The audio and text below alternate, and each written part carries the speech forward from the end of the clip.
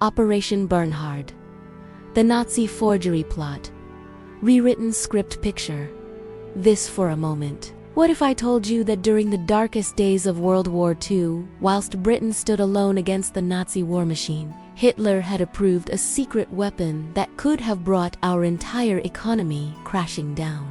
Not tanks, not bombs, not submarines, but pieces of paper.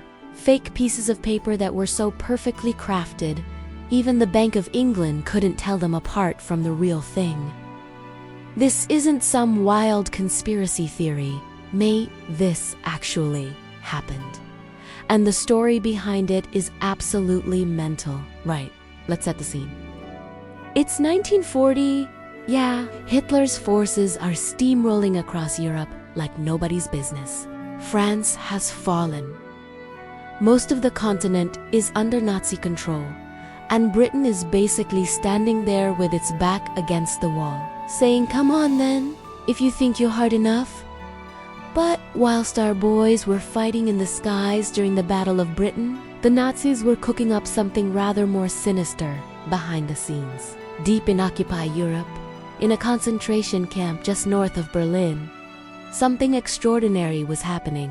Jewish prisoners, men who should have been murdered as part of Hitler's final solution, were instead being forced to become the world's most skilled counterfeiters. Their mission: to forge British pound notes so perfect that they'd fool every expert, every bank clerk, every person who handled them. The plan was absolutely diabolical in its simplicity. Flood Britain with millions upon millions of fake currency, cause massive inflation, and watch our war effort collapse from within. They called it Operation Bernhard, named after the SS officer who ran the whole show, and bloody hell, they nearly pulled it off. Now, I know what you're thinking. How on earth could prisoners in a concentration camp, people living in the most horrific conditions imaginable, create forgeries good enough to fool the Bank of England? Well, that's where this story gets really fascinating, because it shows just how resourceful and skilled these men were, even when facing death every single day. Let me paint you a picture of Sachsenhausen concentration camp, because this place was where it all happened. It wasn't your typical death camp like Auschwitz, though don't get me wrong, it was still an absolute hellhole, where thousands died. But Sachsenhausen was primarily a labor camp, designed to work prisoners to death, whilst extracting every ounce of useful work from them first. The camp itself was designed by an SS architect who'd built the whole thing around this twisted ideology of control. From one central point, a single machine gun could supposedly control all 68 barracks. They called it the geometry of terror, which tells you everything you need to know about the Nazi mindset. But here's where our story really begins. In 1942, an SS officer called Bernhard Kruger arrived at various concentration camps with a very specific shopping list. He wasn't looking for the strongest workers or the most compliant prisoners. No, he was hunting for specialists, men with skills that could be used to pull off the greatest currency fraud in history. Kruger was an interesting character. Actually, nothing like your stereotypical Nazi Superman. He was about 5'8", bit pudgy, receding hairline, looked more like a bank manager than an SS officer. But don't let that fool you, because this bloke was as ruthless as they come. One survivor described him as having two faces, outwardly civil and but underneath, a devoted SS officer who wouldn't hesitate to order executions. His main hunting ground was Auschwitz, the most notorious death camp in the entire Nazi system. Over 2 million people would die there during the war. But Kruger wasn't there for the mass murder. He was there for the talent. Picture the scene. Thousands of Jewish prisoners are lined up, being selected by Nazi doctors. Most are being chosen for the gas chambers, but occasionally, Kruger would spot someone useful: an engraver, a printer, an artist, someone with the steady hands and keen eye needed for detailed work.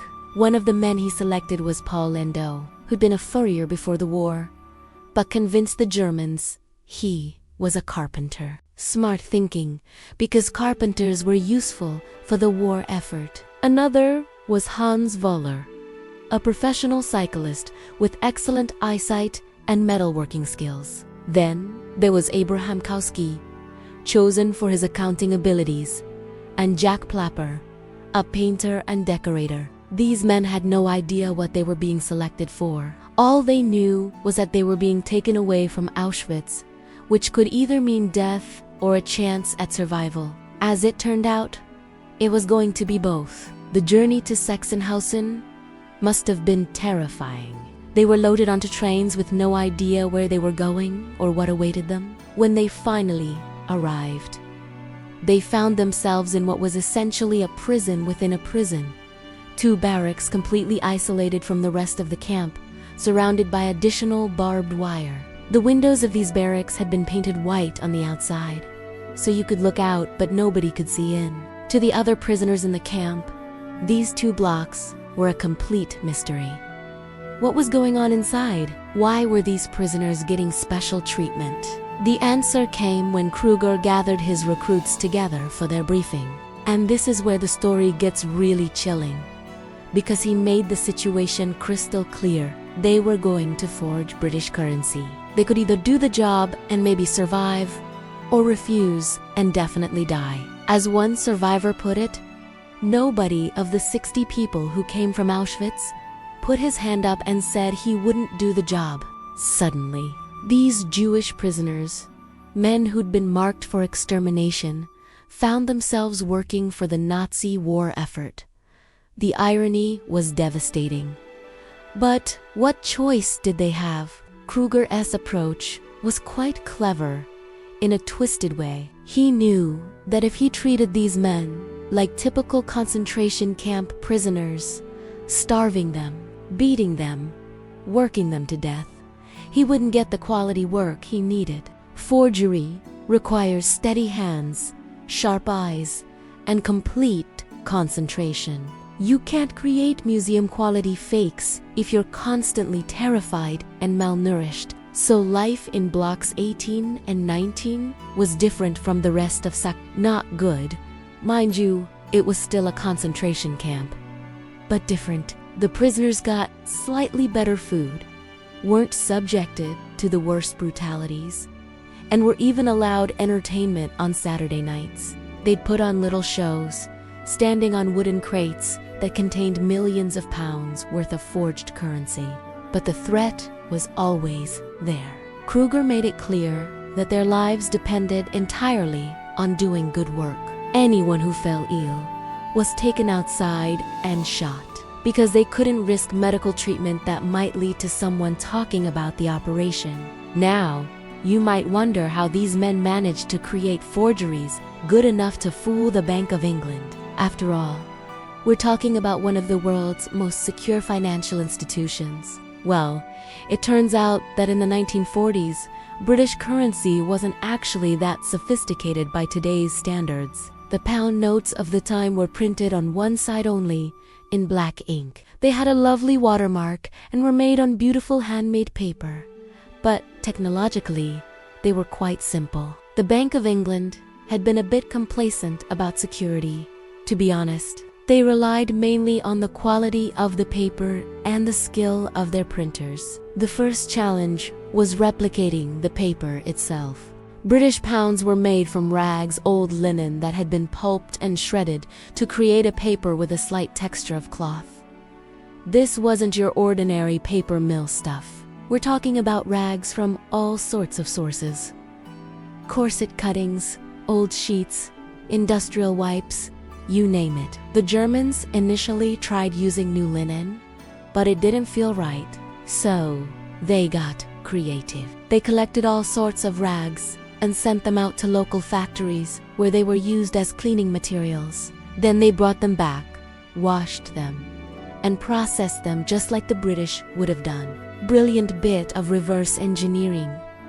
Really, but the real challenge was the watermark. This is proper technical stuff. But bear with me because it's fascinating. Watermarks are created by laying a wire pattern on top of wet pulp during the paper-making process. Sounds simple enough, right? Wrong.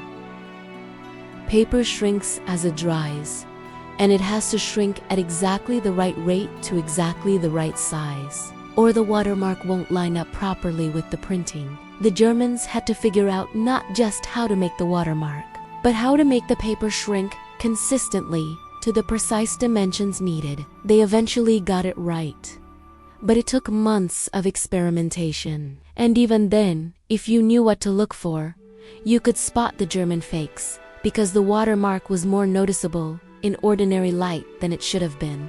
While all this was going on at the paper mill, back at Sachsenhausen, the printing operation was getting into full swing. The prisoners worked in shifts, standing by the machines for hours on end, checking that serial numbers were printed correctly and weren't duplicated. The noise was constant.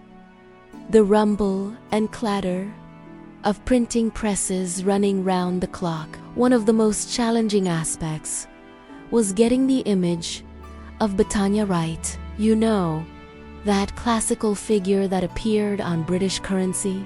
The Germans kept getting her eyes wrong. For some reason, the prisoners had to use pins to make tiny holes in strategic places to hide imperfections in the printing. Kruger was constantly on the hunt for more skilled workers. One of his prize finds was a professional counterfeiter called Sali Smalino, a Russian Jew who'd actually been convicted of forging British pounds before the war. When Smalino arrived at Sachsenhausen, Kruger treated him like royalty. "This man here, I take my hat off to him," he said. "He is the master counterfeiter."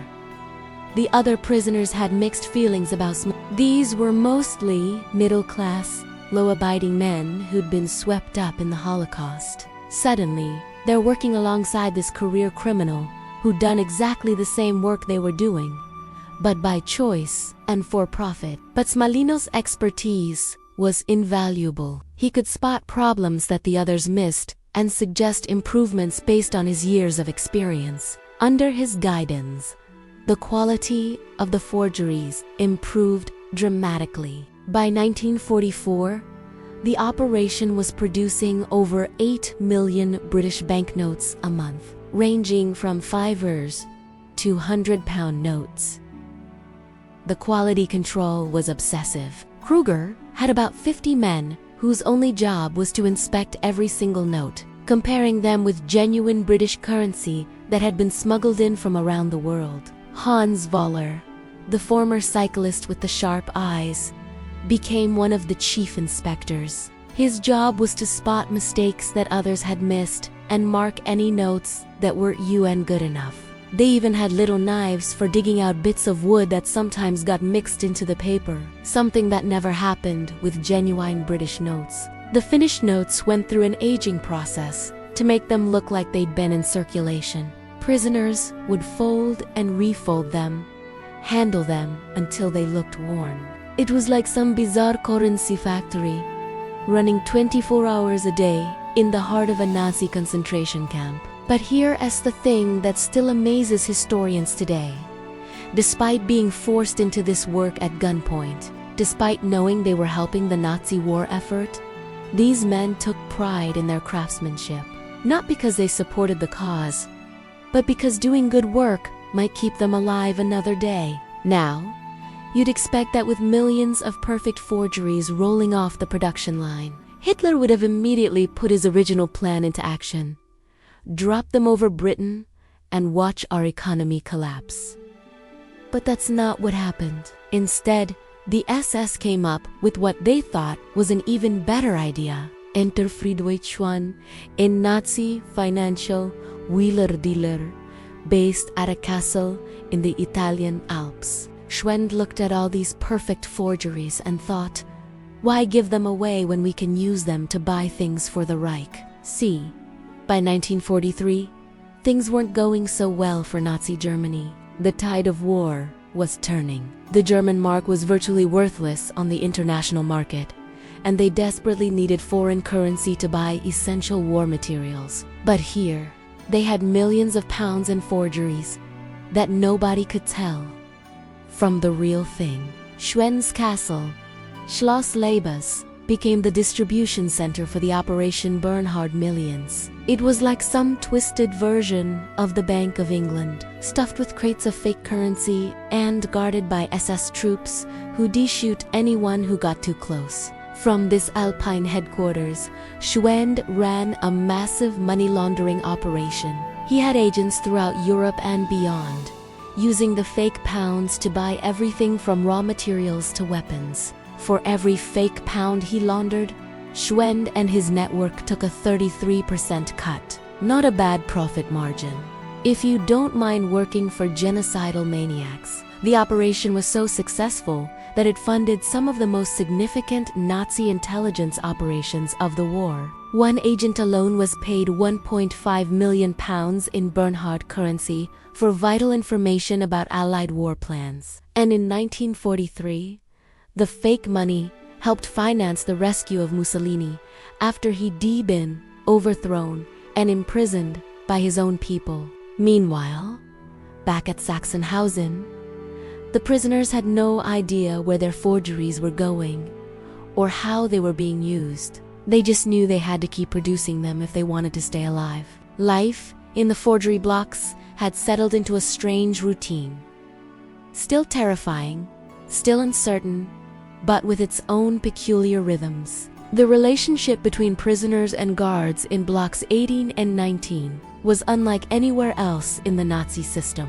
It was more like workers and foremen than prisoners and guards. Kruger knew he needed their cooperation, so he treated them as well as the system would allow. There were even those Saturday night entertainment sessions I mentioned earlier. Prisoners who could sing or play instruments would put on shows for the SS guards. They stand on wooden crates filled with millions of pounds worth of fake currency.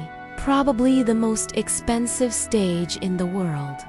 As they used to joke, it was surreal. Really, here were Jewish prisoners marked for death, entertaining their SS guards whilst standing on boxers of forged British money that was being used to fund Nazi terrorism around the world. The whole situation was so bizarre that it would be unbelievable if it weren't so well documented. But the prisoners never forgot the reality of their situation. As one survivor put it, "We were always scared. As long as Kruger needs us, we hope we'll stay alive. But once he doesn't need us, it's finished with our lives." That threat became very real as 1944 turned into 1945. The Russians were closing in from the east, the Americans and British from the west. Berlin was under siege, and it was clear that Nazi Germany was finished. For the Bernhard prisoners, this presented a terrifying dilemma. If the war ended, would the Nazis keep them alive as witnesses to their crimes? In January 1945, Kruger received orders to shut down the Sachsenhausen operation. The prisoners and their equipment were loaded onto trains and sent south to Austria. The relationship between the SS guards and prisoners had changed. Everyone knew the war was lost, and the guards were starting to think about their own survival.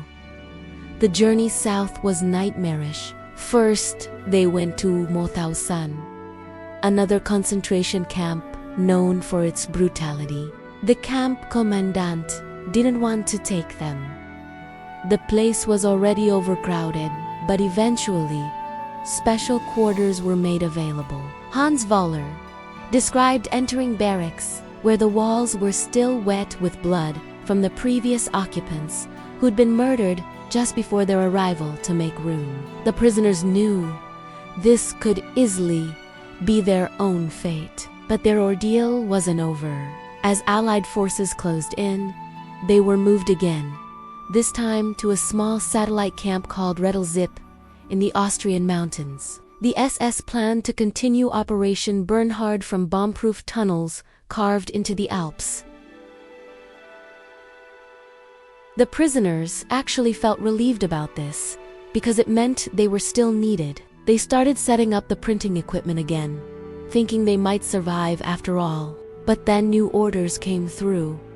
The war was nearly over, and it was time to eliminate the evidence. Kruger ordered them to burn all the remaining currency. Millions of pounds worth of perfect forgeries went up in smoke. Then, he disappeared, leaving his prisoners with a handful of SS guards who were getting increasingly nervous about what to do with them. The final orders were clear: kill all the prisoners. But those orders came with a crucial stipulation: they had to all die together. This seemingly small detail would end up saving their lives. The prisoners were divided into 3 groups for transport to a final destination: another concentration camp deep in the mountains, where they were to be executed. The first 2 groups made it to the camp as planned. But the truck carrying the 3rd group broke down, and they were forced to march across the mountains on foot. When the first 2 groups arrived at the camp, the local guards were ready to carry out the executions, but they were waiting for the 3rd group to arrive, because the orders specifically stated that all prisoners must die together. As hours turned into days, the guards got nervous. American forces were closing in fast, and they decided to abandon their posts rather than be captured by the Allies. When the 3rd group finally arrived, there was no one left to kill them. On May 6, 1945, American tanks rolled into the camp. The Bernhard prisoners, men who'd been marked for death from the moment they entered the Nazi system, had somehow survived. It's worth pausing here to think about what an incredible stroke of luck this was. If that truck hadn't broken down, if the orders hadn't specified that all groups must die together, if the guards hadn't decided to flee, the whole story of Operation Bernhard would have died with them. But what about all that fake money that had been floating around Europe for years? Well, that's where things get even more interesting. Back in London, the Bank of England had actually discovered the forgeries as early as 1943. It happened almost by accident. A clerk was going through returned notes when he spotted one that had already been marked in the ledger as paid off. Either the first note or this one was a forgery, and it turned out to be the new one. The bank's chief cashier described it as the most dangerous forgery he'd ever seen. They knew immediately that they had a serious problem on their hands. If millions of these perfect fakes were circulating, it could cause a financial panic that might cripple Britain's war effort. But they kept the discovery secret. Publicly, they announced that no new notes above £5 would be printed, supposedly to combat black market activities. But, privately, bank officials spent the rest of the war in fear that millions of fake notes would suddenly flood British markets. Meanwhile, as the war ended, the various players in Operation Bernhard were thinking about their own survival. Friedrich Swann, the financial mastermind who'd been living it up in his Italian castle, knew he was in deep trouble. As an SS officer involved in major war crimes, he'd face certain execution if captured. So he used some of his remaining Bernhard millions to create a new identity, complete with forged papers claiming he worked for the International Red Cross. Like many other Nazis, Schwend fled to South America, where he lived comfortably until his death in 1980. Some of the Bernhard currency may well have helped finance the escape routes used by war criminals fleeing to Argentina and other South American countries. Bernhard Kruger himself was captured by the Allies and spent 3 years in prison. Interestingly, during his captivity, he helped the French Secret Service forge documents and passports. Old habits die hard, apparently. In the mid-1950s, he appeared before a denazification court, and several of his former prisoners actually spoke in his defense. This might seem shocking, but you have to understand the complex relationship these men had with Kruger. Yes, he was an SS officer who'd participated in the Holocaust, but he'd also kept them alive when they should have been murdered. As one survivor put it, he was a savior. He saved a lot of lives, admittedly for personal reasons, but he unquestionably saved lives.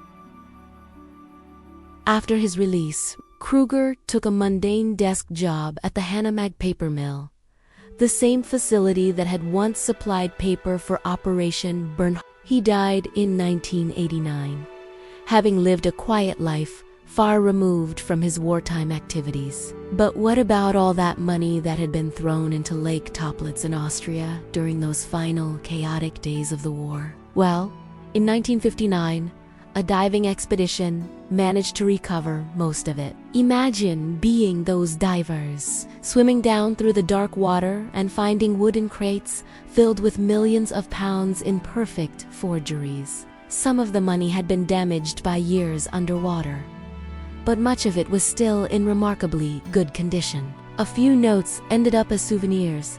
Imagine having authentic Nazi-forged British currency sitting in your collection. The surviving prisoners went on to rebuild their lives in various ways. Jack Plapper, the painter and decorator who'd helped inspect the forgeries, eventually settled in Berlin and ran his own decorating company. The irony was unlost on him.